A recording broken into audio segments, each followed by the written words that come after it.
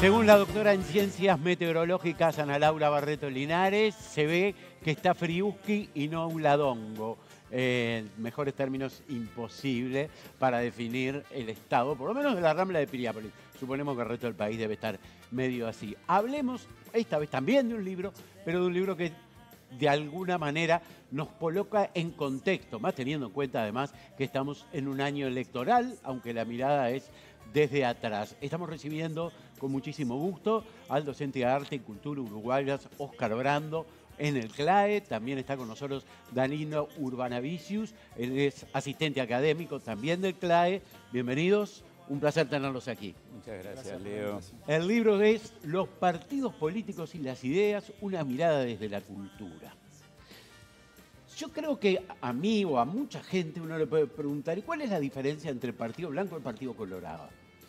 Y quedar medio como, y no sé bien ahora cuál es la diferencia. Y bueno, ¿cuál es la diferencia entre de repente el MPP y el Partido Comunista? De vuelta. Pero una mirada desde la cultura de esto, ¿cómo se puede entender, verdad? Para tratar de definir más allá de lo que uno vota a conciencia, o vota por un programa, o vota por un candidato o una candidata. ¿Cómo se entiende esto de la mirada desde la cultura hacia los partidos políticos y las ideas? Bueno, Leo, qué pregunta. Era previsible, pero igual siempre es difícil de responder. Pensemos que hay dos entidades separadas. Pensemos incluso que en algún momento no existieron. Digo, los partidos políticos no existieron a principios del siglo XIX. Digo, los historiadores que han trabajado muy bien ese tema, y hay varios y muy recomendables, saben que a principios del siglo XIX podía haber bandos, podía haber facciones, podía haber, incluso hacia 1830, cuando se organiza el gobierno de la Primera República, Estado Oriental del Uruguay, no hay partidos exactamente, hay conglomerados alrededor de caudillos, hay doctores que redactan las leyes y que gobiernan, pero no de forma partidaria. De manera que ahí tenemos, bueno, una zona anterior. E incluso en el caso de la cultura, y yo puedo hablar con bastante especificidad sobre la literatura, también hay un momento en que no hay literatura nacional, que las literaturas o copian las literaturas extranjeras, lo que viene de otros lugares. Entonces, esas dos entidades se van formando. Los partidos políticos se van formando y esas banderías y esas facciones, por distintos motivos, a veces muy difíciles de precisar. Yo lo puedo decir acá, hay una afirmación de José Pedro Barrán en uno de los libritos de historia de la secuencia que publicaba Banda Oriental, que dice que en algún momento, y por razones fortuitas, dice, los colorados se quedaron adentro de Montevideo y los blancos afuera. Y eso determinó improntas, marcas, señales de urbanismo y de, en fin, de cultura urbana en los colorados y de cultura más mirando hacia lo rural de los blancos. Pero puede haber sido así. Y si hubiera sido al revés, los blancos serían urbanos y los colorados. Eso durante todo el siglo XIX, o por lo menos hasta mediados del siglo XIX, las diferencias que tú te señalabas entre blancos y colorados fueron muy imprecisas. No hubo claridad. Y al mismo tiempo, la cultura, y particularmente la literatura y lo que se producía en la prensa, alimentaba a los partidos políticos de ideas. Ese fue el enfoque que yo quise hacer en el libro, porque las ciencias sociales, la historia, qué sé yo, se han ocupado mucho de los partidos políticos, pero mirar desde la cultura podía ser una originalidad. Me estoy mandando la parte, en realidad estoy poniendo un poco de énfasis, pero yo creo que eso no había sido del todo visto, si no es por algunos historiadores de la cultura. Capaz que Zunfelde pudo ser un antecedente de este trabajo que yo hice. Ahora, ver cómo a lo largo del siglo XIX, en el territorio muy específico del sector letrado, de los intelectuales, el aporte que hacían los intelectuales a los partidos políticos era muy importante, y yo te diría, en algunos casos eran operadores políticos. Alejandro Magariño Cervantes era un operador político del gobierno de La Torre, y antes Andrés Lamas había sido, o Melchor Pacheco Lloves, o Bernardo Prudencio Berro y Manuel Herrera Lloves discutiendo las características de un país futuro. Funcionaban como operadores políticos y al mismo tiempo eran escritores, eran poetas, casi todos ellos. Bernardo Prudencio Berro escribe uno de los poemas neoclásicos más importantes, pero ¿a quién le importa si después va a ser presidente de la República? Ahora, Danilo, cuando hablamos de la cultura, ¿no? El Uruguay siempre miró o a Europa o a Estados Unidos. Digo, no podemos hablar de cultura de Oriente, ni hindú. Hay culturas autóctonas, cuidado. Digo, de alguna manera esa cultura también está formateada por lo que pasaba en el exterior. Sí, lo interesante de este libro que escribió Oscar, lo primero es a destacar la forma de la escritura, ¿no? La forma prodigiosa que tiene Oscar de escribir. Lo otro es que... Un alumno.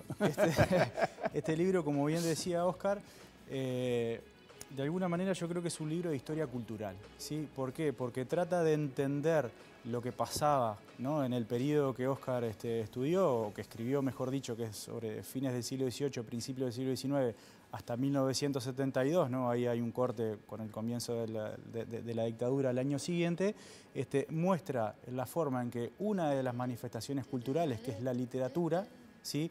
Muestra lo que sucedía en las distintas épocas. Entonces él lo que hace es seleccionar de forma, él le dice de forma azarosa, pero yo creo que no es tan azarosa, distintos autores, ¿no? Que muestran cómo desde la escritura, ¿sí? Van generando lo que decía recién Oscar, ¿no? O sea, ideas que influyen en la política, por lo tanto en la sociedad y en la forma en que nos comunicamos y en la forma en que vivimos, y viceversa, cómo la política se traduce a través de la literatura y ese vínculo o esa conformación de ideas, vamos a decir, generación de ideas a través, por ejemplo, voy a citar solo un ejemplo, a través de los diarios, ¿no? Podemos citar la creación del diario El Día, que de alguna manera, como bien decía Oscar, nace como una forma de contestación al militarismo del momento, y cómo eso va surgiendo acompañado, por ejemplo, de la expansión de la alfabetización en el Uruguay, ¿no? Si hasta esa época, un poco más, la cosa literaria estaba en un gueto o ciertos sectores de la sociedad por acceso, por el propio acceso a la lectura, pero después con el diario se empieza a popularizar y ahí empieza una cosa interesante que es el intercambio y el cruce de ideas a través de la literatura, pero que permea en toda la sociedad, porque como bien vos decías, Leo, y decía Oscar, hay que ver el relato, la narrativa histórica de cómo se va conformando nuestra identidad cultural, ¿no? O sea, desde el inicio de los partidos políticos, que hay mucho escrito, como decía Oscar, en donde el campo y la ciudad hay una fuerte rivalidad, pero después hay que acordarse que en el año 1830 nosotros estábamos celebrando en 1930 el centenario del Uruguay, y ahí hay un indicio y una intención de crear la orientalidad y un discurso de lo que somos como uruguayos. No solo es la literatura, la influencia francesa en el pensamiento, en la institucionalidad, hasta la arquitectura y hasta la ciudad, ¿no? Con la creación, bueno, del Parque de Rodó, del Parque de los Aliados, ¿no? A imagen y semejanza de los franceses. Entonces, lo que hace Oscar de forma interesante es tomar esos aspectos y mostrar cómo la literatura permeaba en la política y la política en la cultura.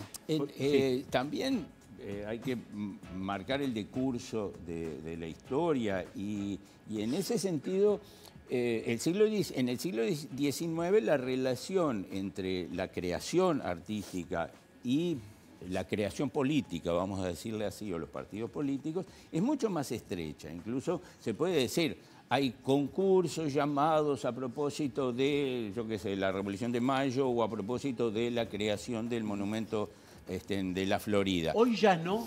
Y no solo hoy ya no. Los autores del 900, esa famosa playa de autores del 900, Florencio Sánchez, Javier de Viana, José Enrique Rodó, Julio Reisig, eran hombres de partido.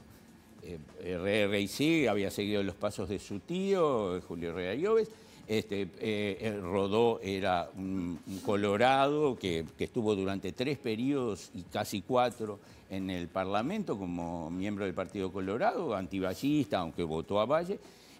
Todos formaban parte de los partidos políticos, pero sus obras no. En Rodó no puedes decir que Motivos de Proteo sea una obra colorada. Bueno, Quiroga tenía una inserción política más lábil, pero sus obras ya no eran obras al servicio de los partidos políticos e incluso a veces, si ideológicamente el caso de Javier de Viana, por ejemplo, es interesante porque parte de su obra sí es una obra partidaria, incluso en la ficción. Cuando escribe cuentos, a veces escribe cuentos blancos o muchas veces escribe cuentos blancos. Pero de todas formas, desde el 900 y ya a lo largo del siglo XX, la creación artística va tomando distancia de esa imposición que le podían dar las ideologías y su aproximación y su acercamiento a los partidos políticos. Entonces, es distinto a lo que tenés en el siglo XIX, imbricados, Eduardo Acevedo Díaz, que es el principal caudillo civil del Partido Nacional hacia fines del siglo XIX, crea una obra que por un lado puede ser absolutamente autónoma de cualquier entidad política, pero por otro lado, bueno, su novela histórica tiene un sentido y una proclividad blanca. Esa indeterminación se va limando y a lo largo del siglo XX tenés hombres de partido clarísimos, Justino Zavala Muniz, José Pedro Bellán, que es un dramaturgo importante, un escritor formidable, pero ya sus obras no responden a la marca política de sus actividades como ciudadanos, como militantes políticos, etc. Eso puede tener que ver con que ya había una identidad que no había que construir y que de alguna manera la cultura se sentía que la estaba construyendo. Primero porque era gente informada, era gente educada, todos hombres. Que supongo que ahí tenés, por ejemplo, en el 900 cité todos los hombres. Digo, un caso como el de Delmira Agustini. Sí. Bueno, ahí no tenés una calificación política. Tendrías una calificación erótica interesante como demarcación y desmarcación de esa relación entre las entidades políticas y las entidades culturales o literarias. Hay una autonomización del arte, hay una manera de verse a sí mismo de los artistas que profesionalizan su métier, su oficio, y al mismo tiempo ya no responden o no se corresponden con las formas políticas más asentadas, que también se profesionalizan. Y ahí está el otro punto de interés. No solo intenta profesionalizarse la literatura o las otras formas de expresión artística, también la política se profesionaliza. Ese es un estudio interesantísimo que hicieron Barran y Nahum en su segundo ciclo histórico, donde muestran cómo desde fines del siglo XIX, principios del siglo XX y sobre todo en el entorno del vallismo, hay una profesionalización. Ya no son los prohombres, los hombres letrados, los patricios, que además son los políticos de sus partidos, sino un sector que se va formando en torno a los partidos y que va haciendo de la política su profesión. Eso es muy importante porque libera o autonomiza los dos campos. Es decir, el campo de la política estará ocupado por esos políticos profesionales y al mismo tiempo pueden ser escritores los políticos profesionales, pero como escritores funcionan de otra manera, autonomizan su creación artística. Danilo, la palabra intelectual hoy casi que se utiliza peyorativamente, ¿no?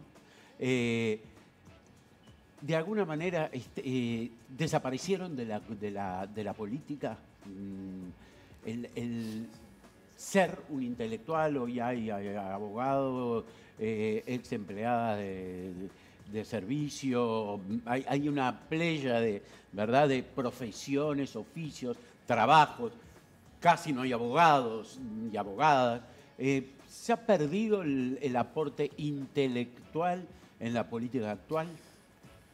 Yo creo que, no sé si se ha perdido, sino que se ha modificado. Es decir, ¿no? Recién lo decía Oscar y lo trae el libro. Es decir, vos preguntabas recién sobre la identidad, ¿no? Es decir, y las identidades, en principio, son inventadas y hay autores que hablan de cómo se inventa la identidad, pero también son buscadas. Entonces, hay que tener en cuenta el contexto histórico y mundial, incluso en estos autores que aparecen aquí reflejados, porque como decíamos al principio, empezamos, yo como si lo hubiera escrito contigo, empezó a principios del siglo XIX y terminó en el 72, pero en el mundo fueron pasando cosas, es decir, hay que recordar en esa búsqueda de identidad que hablábamos en 1930, que veníamos de una crisis de 29, pasamos por guerras mundiales, el Mayo francés, la Revolución cubana, es decir, entonces los intelectuales, vamos a decirlo de alguna manera, planteándolo en los términos que vos decís, fueron evolucionando y la política también fue evolucionando, se fue profesionalizando, pero también,